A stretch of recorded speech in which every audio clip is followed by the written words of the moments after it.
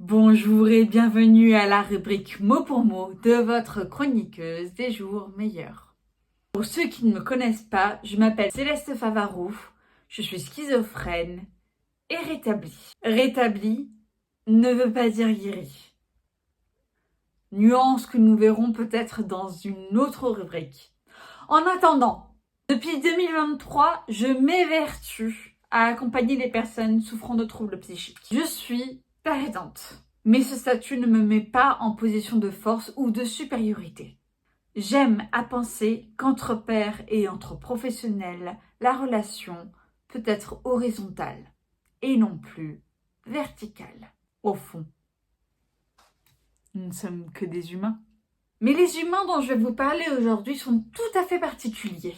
Et ils aiment le simple fait que je les définisse ainsi. Ce sont nos amis, les psychopathes.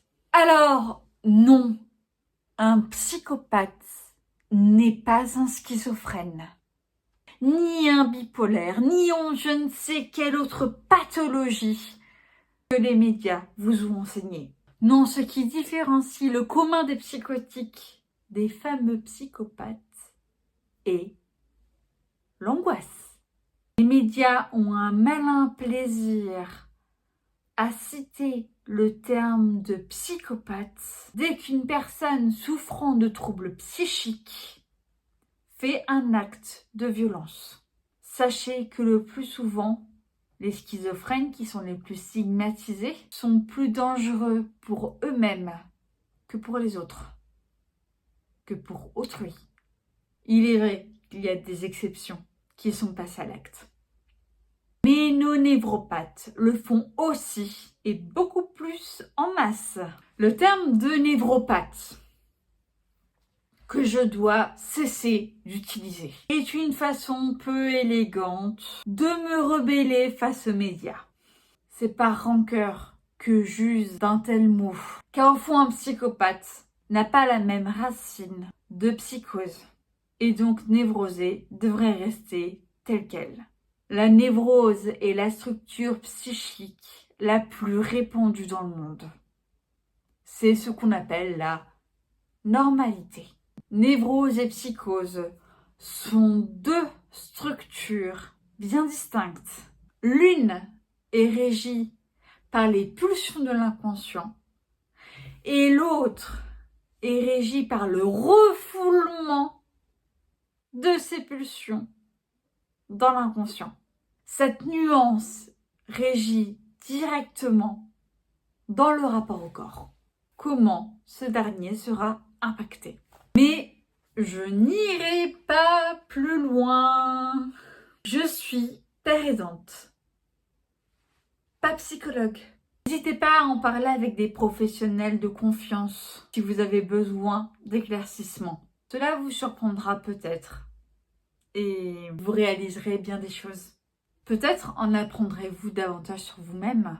Je vous le souhaite et vous y invite. J'ai fait ce livret sur le psychopathe où je parle de la racine du mot, de ses particularités et aussi du simple terme de consentement. Actuellement, ces livrets, qui sont des outils dits de rétablissement, sont en vente. Donc si vous souhaitez en acquérir, écrivez-moi en commentaire. Et il y en a 8 en tout. Le site n'est pas encore disponible, mais bientôt. Maintenant, je m'adresse à mes pairs. Vous n'êtes pas des psychopathes. J'ai longtemps cru en être une.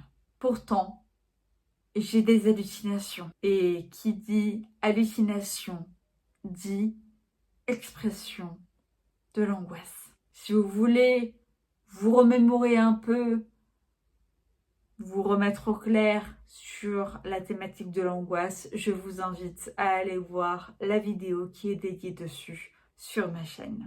Et vous, est-ce que vous avez des doutes? Vous ne l'exprimeriez pas ainsi? Dites-moi tout en commentaire. Et parlez-en autour de vous.